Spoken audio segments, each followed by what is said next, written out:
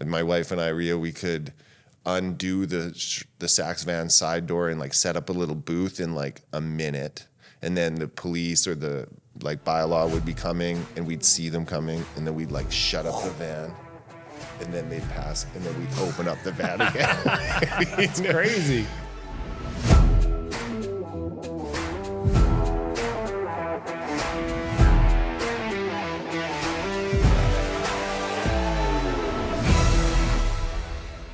Trent Kitsch, how's it going, man? It's going very well. It's going Dude, great. I'm so excited for this conversation.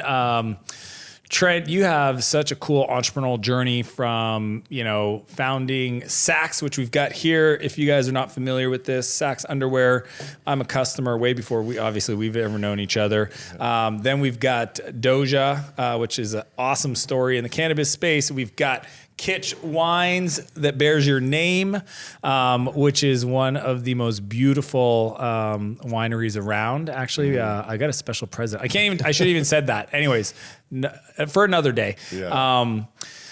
But I wanted to talk about just your approach to creating. We've got to spend some time together, and the journey's been crazy. But take us back to the early days, because I seen the prototype at your house, the original SAXX. Sure. How do you even decide to build a men's garment? Like, I'm assuming you didn't grow up, as a designer per se.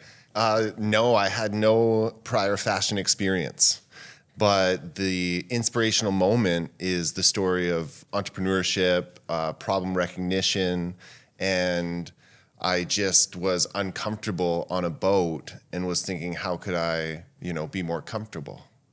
So, the actual story of it and how it came to be was when I was fishing in the Queen Charlotte Islands in 2007 on my way back to going to my second year of grad school. And so I was fishing with my dad in the boat and been on the boat for like 3 days with my dad. And you're not really like talking much after that much time in a boat with someone. It's just quiet time. And I was looking off into the sea and because of the big red ocean suit that I was wearing. It was like, kind of like Deadliest Catch type of like inflatable red suits and things. I was like really compacted and pressed for days. And so I was kind of like on myself for like a few too many days. And I thought to myself, like, how could I reinvent men's underwear to prevent contact and be more comfortable?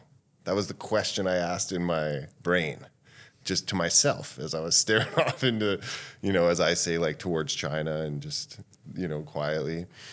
And in my mind's eye, I think three-dimensionally somewhat, kind of plan view, side view, front view, all those ways. And so I just started like looking in my mind's eye and thought of what became the SAXX side panels, which was the patented technology that was the differentiator ultimately. And I drew from my background as a baseball player and how I was a back catcher and I'd always been in a position where your package was really tightly packed or like with hard materials. So I just was transforming it in my mind to soft materials. And that's where it started. And it kind of grew from that inspirational moment. And how do you go from that idea, which all of us have had like these crazy ideas of like, wouldn't this would be better, to actually like getting one built? Well, the actual steps I took were going back to grad school was abundant, like close. It was within a few days or a week.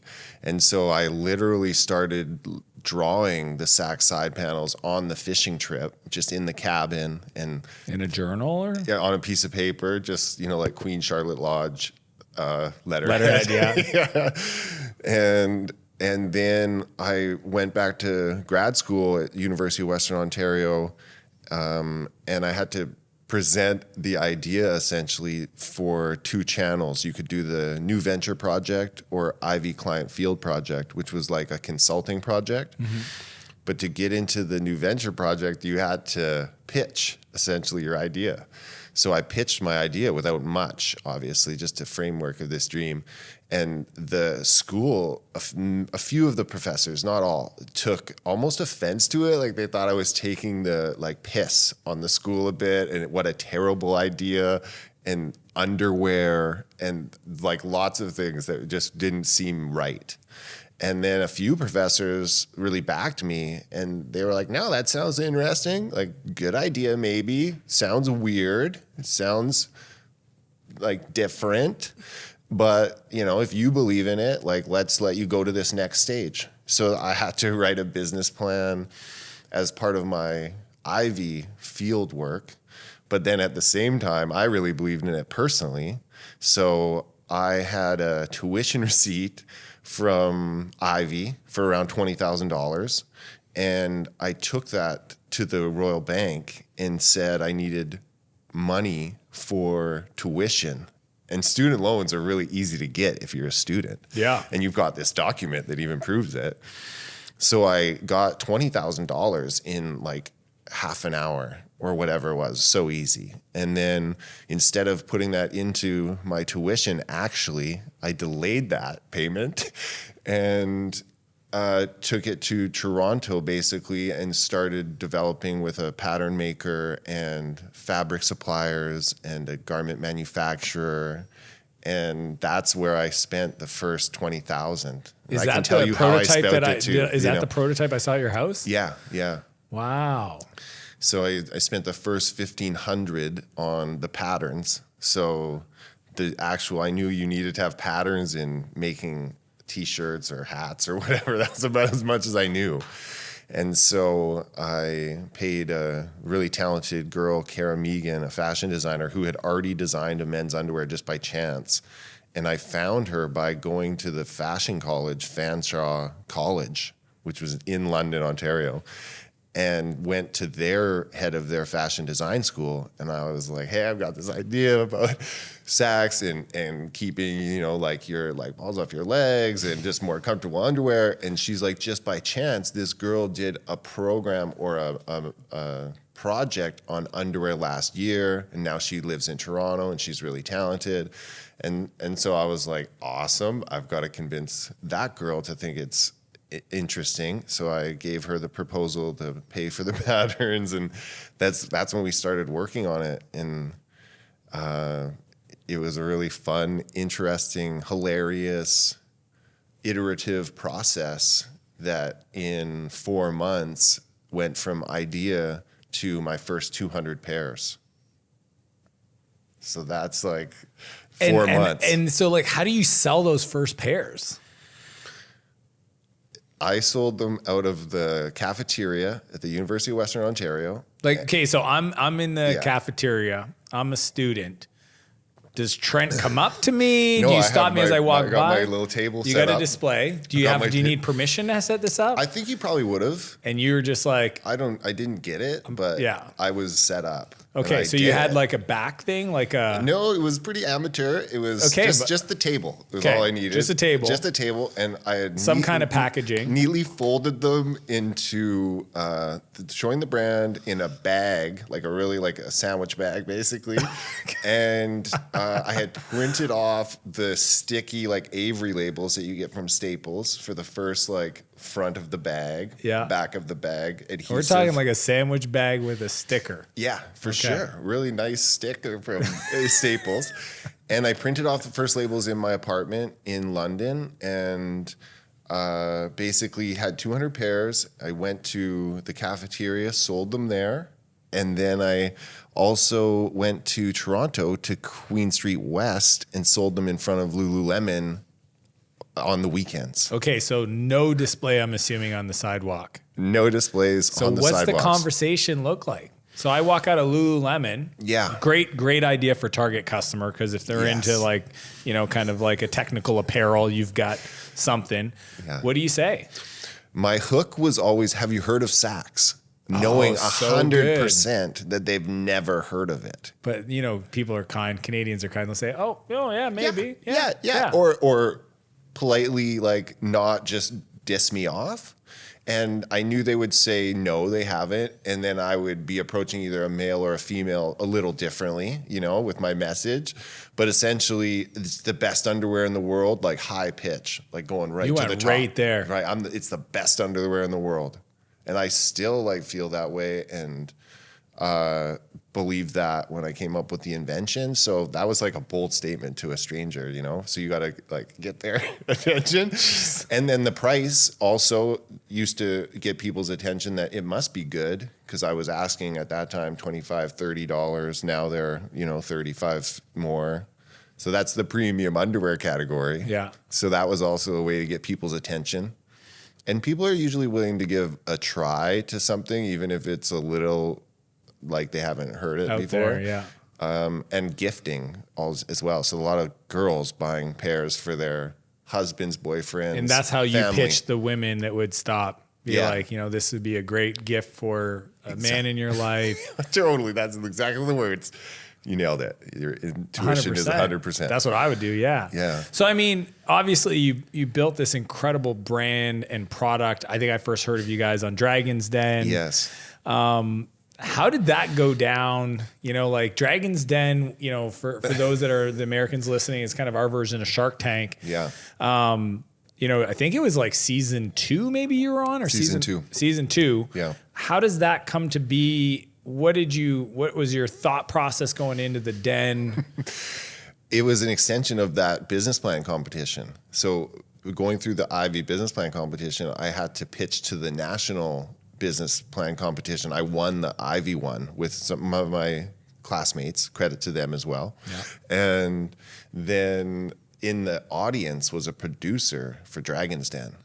So just by luck, I essentially was pitching the Den without knowing I was pitching the Den. Yeah. And so after the IBK business plan competition, I got a phone call from the producer saying, we'd like you to pitch your idea to the Dragons. And I'm saying, yes, I'd love to pitch the Dragons, but I'm going to China in like 4 days to figure out low cost region supply, was how it was like defined at business school, right?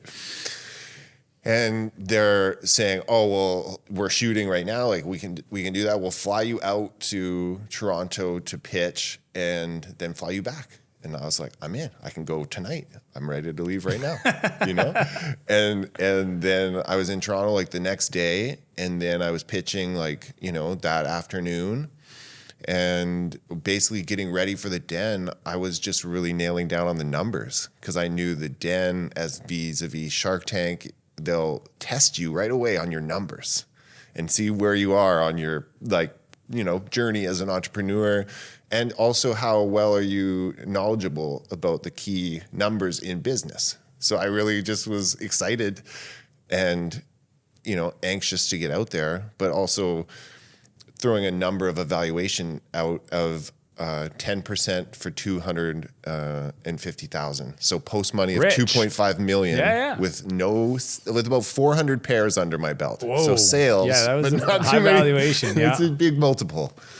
But my pitch, and I would share with other entrepreneurs when I was doing my first round, which was a really great MBA professor of mine, Stuart Thornhill, who's a great entrepreneur. He gave me 50,000 for 5%. And that was $1 million valuation. Yeah. And the $1 million that was at no sales. That was at about 200 pairs. Okay. But that was based on, I think it's $1 million idea. You know, you think it's $1 million idea. Otherwise, you wouldn't even be interested. So that was my rationale that I would share to your listeners, is like, if you feel like you got $1 million idea and you want to raise that money, it's like, that's what it's worth. It's $1 million idea. No, I don't have any sales, but I'm going to dedicate my time to it. I'm going to do, you know, forego other opportunities that are worth X, Y, Z, you know, so you can kind of paint that picture. And then you have to have someone who is believing in you and the vision, obviously, before that time. But that was the first money I actually took, was 50,000 for 5%, really without me even knowing about how to do any of that. But my professor offering it and saying, this is what I think you would need, and this is what I think you should do with it. And what happened as a byproduct of going on the Den? was amazing, really. It shot in like the early summer, and then it didn't air though until October. So I had done a lot of things until that point, and I'd been to Asia and I'd got new supply and more inventory and got our website up, and we're ready to sell online, which back in 2007 was a little bit bigger than it is today. Yeah. And so we were prepared, and we didn't know how it was gonna go, but we would sell maybe like $1,500 or like $2,000 a day pre-Dragon's Den, and then the Den aired, and that night we sold like $60,000, like that night, and then the next day was like $40,000, and then the next day was like $40,000. It was just like what? So I don't think the SAXX would be where it is today without the Den. No chance. It's almost like in hindsight, looking back, you see little boosts you got. And that was a big boost for awareness. At that time, audience was like 1 point something million viewers in Canada, which is a big audience for our nation. Yeah. And then also we ended up winning the Armchair Dragon Award for $50,000, which was a free investor. Yeah. And that was a kick. So Dragon's Den was huge for us, and I throw a huge love to Dragon's Den and all the producers. Well, we just had Lane. And all the dragons. Yeah. Lane. I love Lane. Yeah, the newest dragon. But, when you look at the SAXX journey, there's got to be, a couple moments where things didn't look like it was going to turn out too good. Yeah, for sure. What were some of those, and how did you deal with that?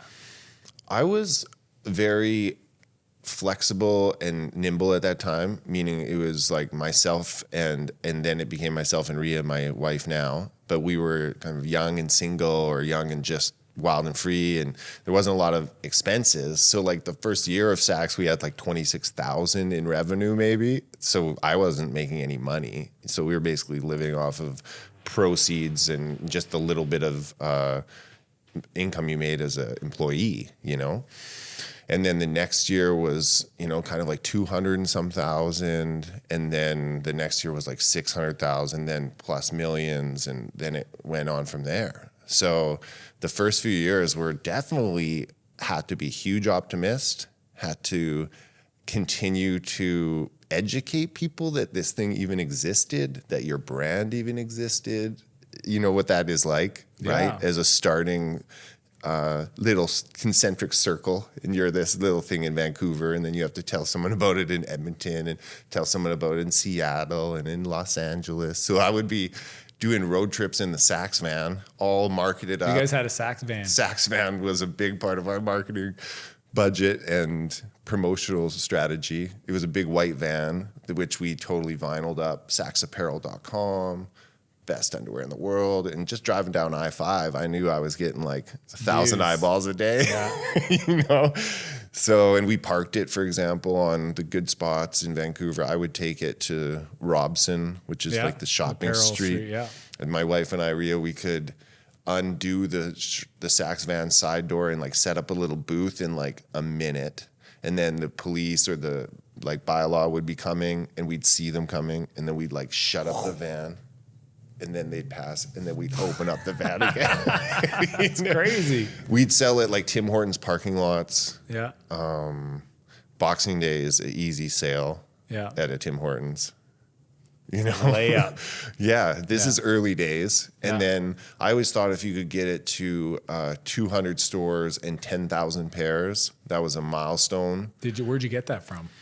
I invented it just to think of 200 stores, 10,000 pairs. Yeah. Because that was a target. Hundreds of thousands of dollars in revenue, and you're kind of proving it in different segments and, repeat purchases. I thought that was always the best metric, that you were onto something. Yeah. The repeat purchase through the retail store or online. So all these little milestones and indicators that you should invest another, 50,000 or a year of your life. So you were legit thinking like, should we keep doing this year 2, year 3? For sure. Yeah. Yeah, for sure. Because it's obviously a different strategy than I was planning to take. Yeah. And then also, again, there is definitely no certainty that it's going to make money yet. So you're still just trying to figure out how to make profit. You're like putting all the money back into inventory, You're learning marketing. about force growth multiplier. Basically, it took me years to figure that out. Like, I sell one, I can make two. I couldn't do that for a lot of years. So that was really a major thing I would share too, is just if to any product, CPG, can you get your margins to the point where you can sell one, or like, let's talk about, Louis Vuitton or something, sell one, make five, make 20. Yeah. So that's something that I still am learning today. Crazy. You mentioned that 210,000 pairs, which I know that when we've talked hanging out, you've shared with me like a goal card. Was that on your goal card? Yeah, exactly. So talk about the goal card concept. Who you learned it from and how you made it work. Basically, this is my goal card. This cool little laminated card. And how often does it change? It changes every 12 months-ish, Okay. 12 to 16 months. It's not That's some small font, dude. It's not rigid. It's the smallest font in the world, isn't it? I know, it's funny. It's so small. It's like Zoolander. How are people supposed to get in there? It is a really small font, you're right. Well, I think it's been crafted over the years into what is now a pretty great setup. But at the start, it wasn't as organized or as kind of polished as it is now. And it started in 1999 when I was dreaming of being a big leaguer, Major League Baseball player, and thinking about what are the things I need to do to get closer to being a Major League Baseball player. Right. So like, how do I get my SAT score so I could go to a university, or how could I, lift weights or things like that. But where did you learn to even do this? It's interesting. I kind of look back to like certain Sports Illustrated articles where it had athletes and how they regimented their day. For example, to one point, I definitely know I drew some of that from there. And then also eventually, this is like 2001 at my university, UNLV, Nevada, Las Vegas. I was playing baseball there, and I was in a course where this professor really promoted setting goals and how to do it, and a measurable thing, and accountability, and writing them down. So it became an exercise I actually had to do in 2001 in this one class. And since that time, I've done it with repetition and annualized, and just gotten better at it too. So something I have on my goals is to share my little goal card with people. So you're helping me achieve my goals. Dude, isn't that right crazy? now. You wrote it down. Yeah. And what are some of the elements that make it a good goal card process? I think you have to sit down and look at yourself in 5 years, in even 10 years, and have a conversation with yourself a bit and say, what are the decisions I'm going to make today which will help future me in 5 years, 10 years, and then categorizing them in your priority of what's important to you. So, defining your own level of success, not relative necessarily to everyone else, because there's always someone richer, faster, smarter, but what's your level of success, and what are the things that are important to you? So like, for me, number one is health, then family, then after those things are like 80% of my importance. Then there's 20% left for like, career and, real estate, hobbies. And then I have some mottos, but that's how I set up my card. Whereas maybe in my early days of SAXX, it would have been like SAXX number like 1A, because my health was getting like, hammered as well, being such a push of building a business and entrepreneurship. So they change over time quite a lot. Yeah. And have you kept all these goal cards over the years? Yeah, I do. I have. You got a stack. I do. I've got a that's stack. so cool. It's pretty funny, actually, looking back over time at the humorous things and what was important to me at that time, and what's important to me today. And then also being okay with not hitting all your goals and changing your view maybe, or where you're setting your sail a little bit differently. Yeah. But you can also see the things that I think a goal, when you write it down, however the universe works this way, I leave it for others to figure that out. Yeah. But I just have been a believer and evidence of that when you write something down, the world starts spinning differently. It literally does, I think. It colludes in your favor. Yeah, it's just like grace and favor starts spinning a different way because you're asking the universe for it. You've actually focused enough to think about what are the things you want, and now you're writing it down. You're really asking the universe for it. You're saying, I want this. Commitment. Yeah, and if you don't know what you want, you're never going to get it. Right? It sounds so simple, Trent, but you're right. Some people literally ask them, tell me what your life looks like in 5 years, and they'll stare at you blankly and go, I don't know. That's a good question. You're like, oh my gosh. Like, how are you supposed to hit a target if you don't even know what it looks like? Yeah, and I think over the last few years, I've brought this context into 80 Springs, right? We kind of talked about, Jim Rohn talks about that. Yeah. And 80 Springs, and that we're not going to last forever. And then even in those... Unpack that for the listeners. Well, he speaks about that all of us might, I don't know what the average men's life age, but it used to be 78. Yeah, I think it's in Canada, like 84 now. Yeah, so we're doing better, right? Yeah. So we've got 84 springs, Dan, right? Me and you left. We've got 40-some springs left. Other people have 60, other people have 20. And in that seasonal context, you can actually ever only put in the work in the spring. Then the bounty farming context, from the farming context, or in a business context, the business plan, that's the spring of your business, right? The annual planning. Yeah, and the like putting in the seed in the soil into the idea of what is this going to be. And then summer and winter and fall, those ones are more about working the plan, and some days it's going to rain, some days it's going to snow, you can't even work that day. Those things are metaphors that really apply in business and in life. So I'm on that kind of track, or I'm trying to be on that track, appreciating that we only have so many years, and to not take that negatively, but just action, make things, do things, and live it up while we're here.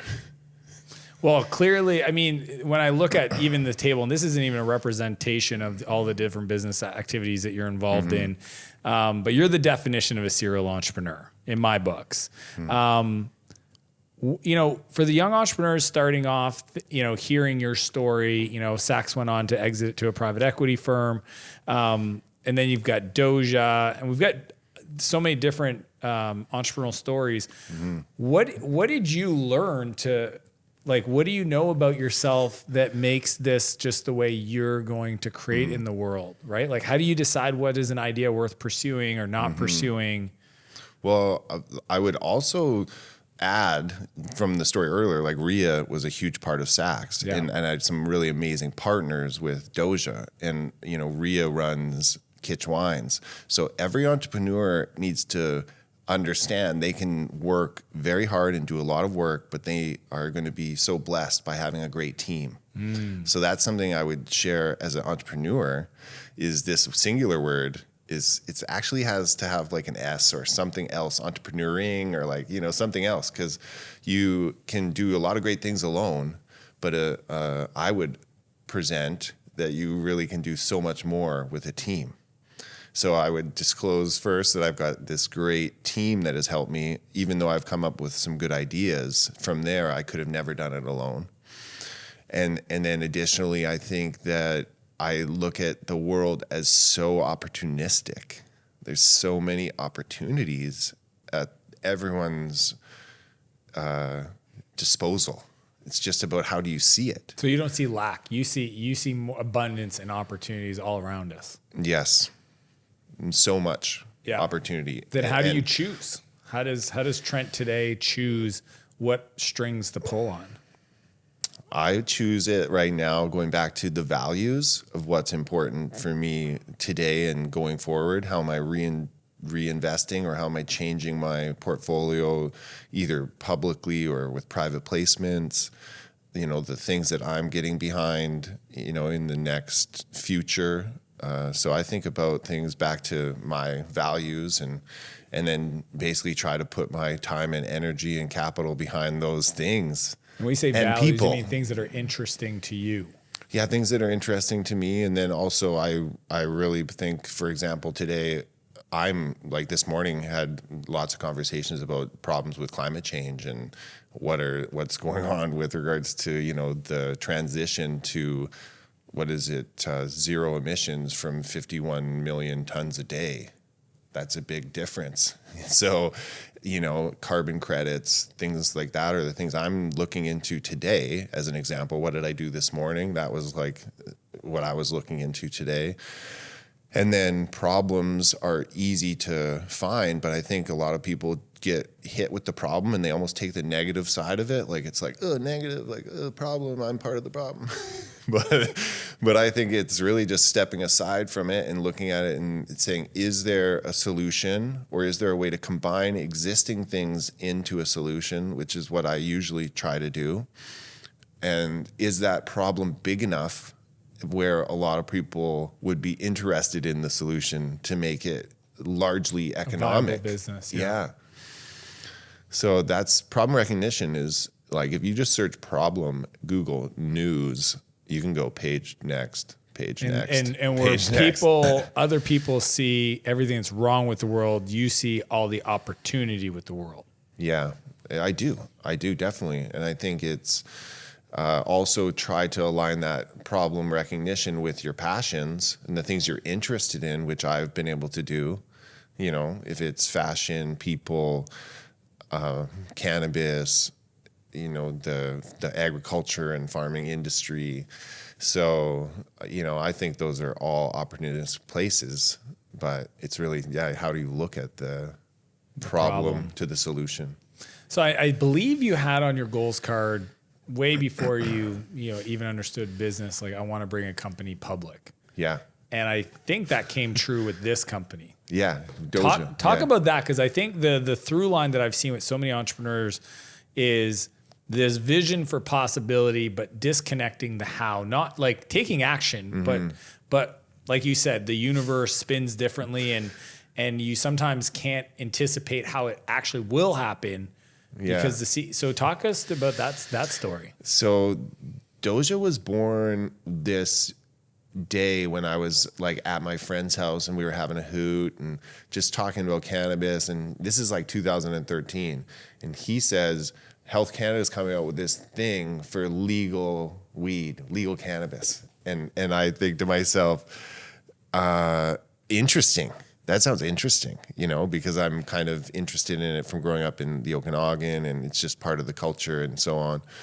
And whereas most people took the approach of like, oh, that's too bad, you know, like government weed or whatever it is, right? I just kind of think that anytime legislation changes, it creates this big vacuum of opportunity. So if you look at when governments or, you know, anything change significant policies, then I know there's this big vacuum of opportunity in there. And so I looked online for the application and basically figured it was going to be a lot of work and like some money to put this all together.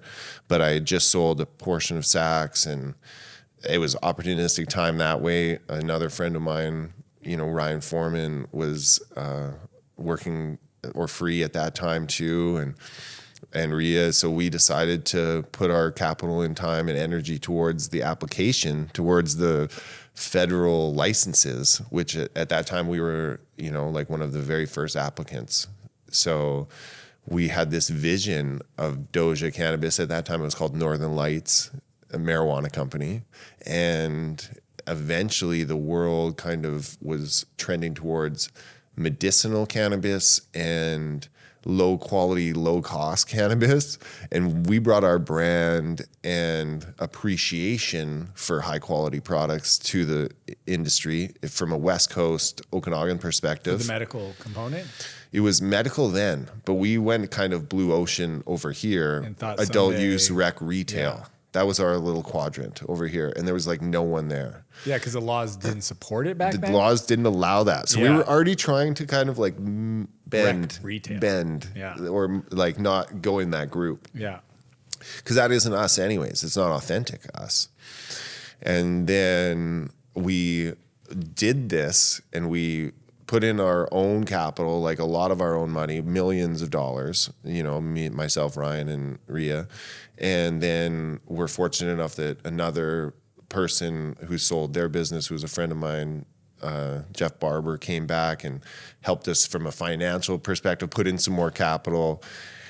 And these things are happening just as the legislation is continuing to be fought in court. And the conservative government at the time didn't want to do any of this stuff. And the liberal government wasn't in, but they were like pro-legalization and pro all these things.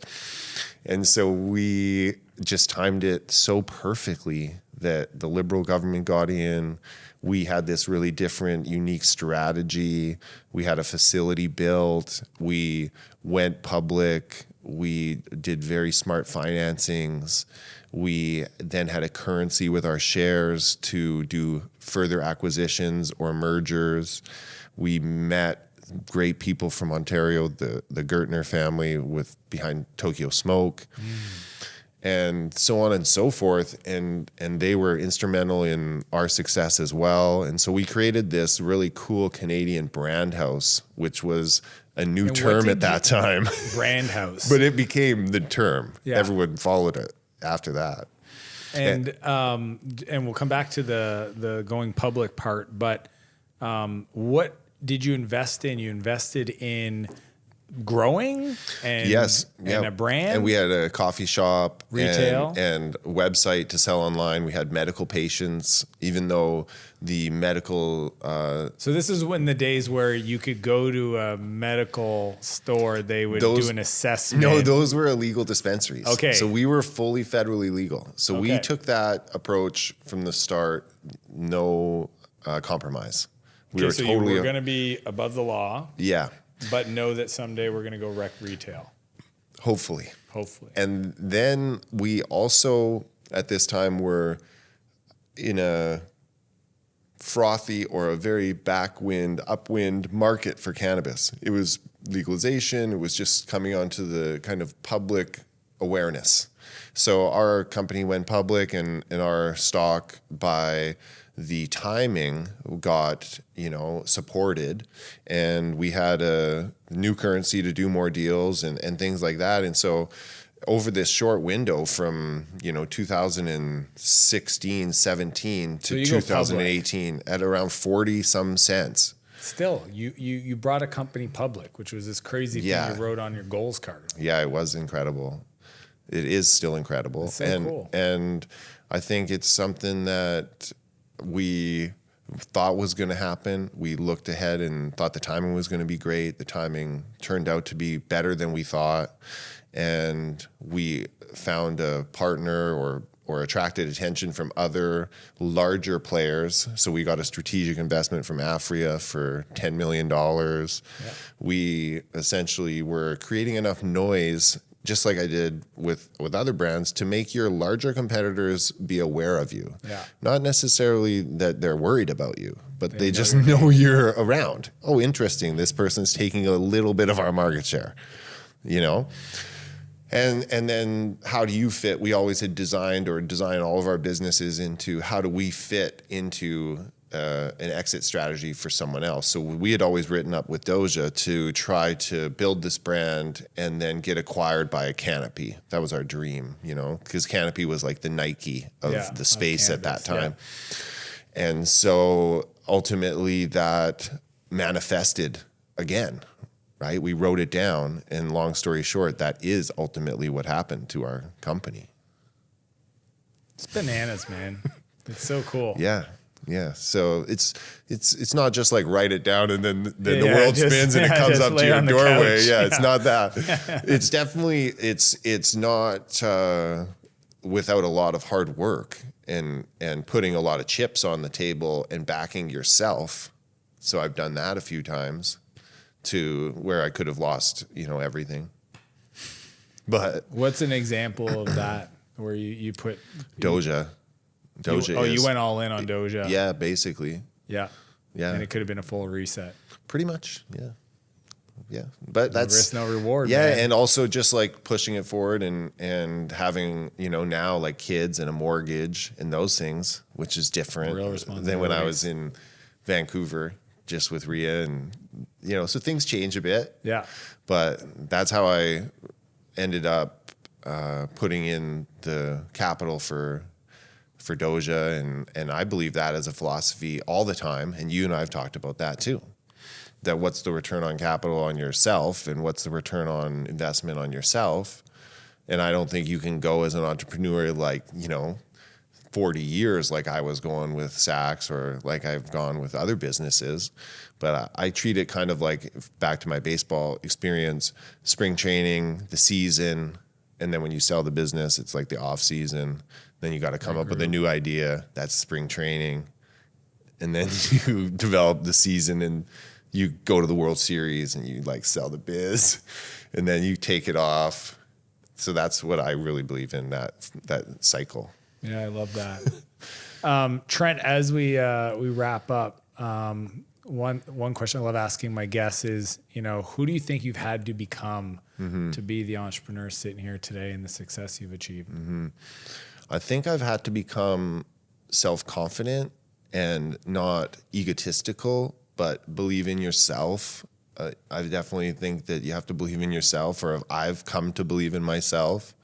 And I've definitely believed that I can outwork most people in the focused area that I need to like really understand, versus that was like from learning by failing. You know, in my first kind of ideas, spending too much time on like the fun stuff that I'm good at, like marketing and product development and design, and not enough on finance. Versus now, when I look at something, I can like narrow right in on what is the important thing. So I think that is something I've come to be, and saves me lots of time. And then social capital. So, you know, character, capital, credibility. So the credibility side of things, once you have a certain track record, there's a pressure. You're only as good as your last deal. Yeah. But also the opportunity for you to do new and different things is easier, or for us to raise capital today is much easier, because you have a track record of success. And that's, again, only as good as your last deal. But until further notice, I've got a great track record of success. Until further notice. It's going to continue on. Trent, I really appreciate the time, man. Appreciate your generosity. For those that don't follow me on social media, you know, you've been kind enough to invite the family and I to your house and have the kids over to skating rink, and you know, even open up your personal network so that I can get to meet some new people in a new city, and it's really appreciated, man. Yeah, well, thank you for everything you do for entrepreneurs, and I'm a student of yours as well. Thanks, man. Where do people find you online if they want to reach out and say thanks? You know, basically Kitsch Wines. If they want to reach out, come by the winery in the summertime. Do it. And then also I have an Instagram, Trent Kitsch, and I'm around. Hit him up. Hit him up on Instagram. Appreciate you, Trent. Thanks. Cheers.